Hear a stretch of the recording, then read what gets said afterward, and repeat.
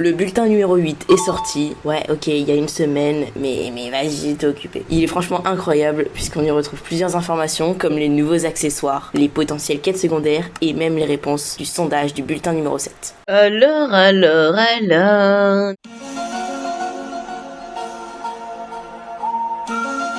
Nouveau bulletin, les gars, et c'est en anglais. Laissez-moi traduire ça. Comment on traduit déjà? Je sais même plus, frère. Bon, les gars, je suis tellement nul que en traduction, j'ai dû changer de navigateur, les gars. Bon, c'est pas grave. Alors, oh là là, mon petit ziol avec des flammes violettes derrière, c'est très très stylé. Ça me hype quand même, hein. Là, franchement, très stylé, hein. Le Bloxfruit bulletin, ok. Les yeux à l'horizon, un journal perdu, un criminel appréhendé et des murmures de l'équipe de développement. Alors, on a le bombe là qui a fait tout péter le stand de dernière fois là de Popcorn là, avec des marines autour, très bien. L'attaquant déclenche une attaque dévastatrice lors de son arrestation. Une explosion a lieu au village des pirates lors d'une arrestation très médiatisée. Plusieurs blessés. Une dénonciation anonyme d'un résident de Pirate Village a signalé qu'un homme suspect errait dans le quartier, comme s'il préparait quelque chose de mal. Après avoir correspondu à la description du criminel derrière l'attaque soudaine du stand des vendeurs de popcorn, ouais donc c'est ça, hein, c'est... Comme ça c'était il y a si longtemps que ça, 2 semaines. C'était pas le bulletin dernier, je sais plus. Le suspect a été soudainement précipité et encerclé par des escadrons armés de marine. Après avoir été appréhendé et mis en état d'arrestation juste avant d'être escorté, le prisonnier a ouvert sa cape grise révélant une panoplie cachée d'explosifs compacts. L'explosion qui en a résulté a fait tomber plusieurs marines et a éparpillé des débris sur l'île. Les autorités confirment que le criminel est toujours en détention et qu'il sera sous haute surveillance par le directeur de la prison locale. Ok, donc c'est pas un fruit, hein, c'est des explosifs. D'accord, est-ce qu'on pourra utiliser des accessoires comme ça? Peut-être, ça serait très stylé. Alors, ok, mais c'est les... Attendez. Mais les gars, regardez. C'est les photos, c'est les ligues des reworks des scies là. Là c'est en scie 1, là c'est en scie 2, là c'est le café je crois, en scie 2, et là c'est hot and cold.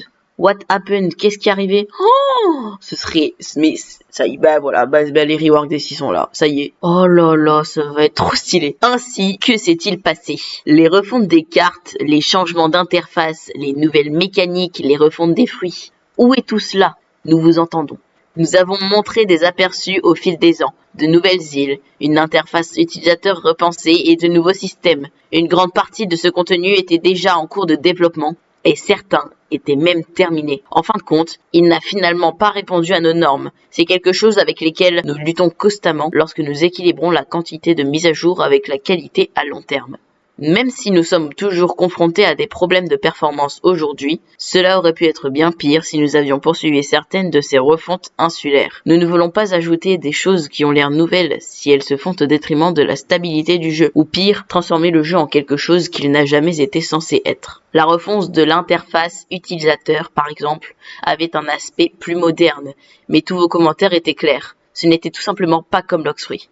Pendant ce temps, des changements de cartes à grande échelle et de nouveaux systèmes ont commencé à accumuler des problèmes de performance. Au fur et à mesure que ces mises à jour s'intensifient, nous réalisons que l'optimisation doit passer en premier. Nous avons remarqué qu'une tonne de joueurs de niveau maximum iront à la seconde mer en JCJ, simplement parce que ce sera moins fatigant pour leurs appareils. Effectivement, non, ça c'est vrai par contre, parce que quand on PvP en seconde scie, c'est vrai qu'il y a moins, comme il y a moins de détails sur les îles, etc.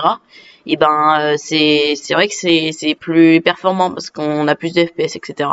Ainsi, le contenu teasé n'a pas disparu. Il est réinventé en gardant à l'esprit la performance. Merci de votre patience et de nous aider à déterminer où nous allons avec les mises à jour. Ok, d'accord.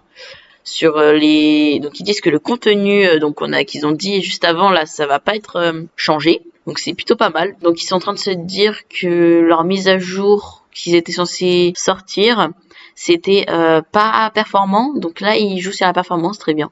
Bon, avant de passer en bas là, parce que ça m'a l'air très intéressant. Alors, donnez votre avis, résultat du sondage de la communauté. Oui, c'est vrai. On avait fait un vote, c'était très stylé, c'était première fois que ça arrivait, donc c'est cool, je trouve ça cool moi. On a My Game, Repindra, les admins, et ben je sais, il y a certains admins, je vois pas qui c'est. Lui par exemple, si vous pouvez me dire en commentaire, je sais pas. Et des graphiques derrière, très bien.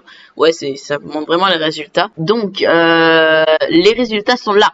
Des choses assez intéressantes à voir ici. C'est le décompte de plus de 100 000 soumissions sur le sondage de la semaine dernière. Alors, on a ici la légende. Donc là, C4, c'est le rose. Oula, non, je veux pas. Voilà, donc c'est ça, C4. Fruit rework, ok. Donc la C4, c'est le plus voté. Ok, très stylé, new fruit, no more lag. Mobile control. Pas que j'aime pas les mobiles, mais bon, faut pas le dire. Hein, mais bon, voilà. Fighting style, Island. Ah ouais, Island rework. Si peu. Ok, le dernier c'est quoi? Prestige system. Ils ont même pas mis le bounty en rework en premier. Ok, dommage. Ah ouais, dommage. Honnêtement, ouais. Je comprends pas trop. Le mystère échoué de la ville portuaire. C'est qui m'a l'air tout secoué, ce petit pirate là. Regardez ses yeux brillants là. Le livre là, il est éblouissant le livre. Hein. Ok, il a l'air d'avoir pris l'eau un peu quand même aussi.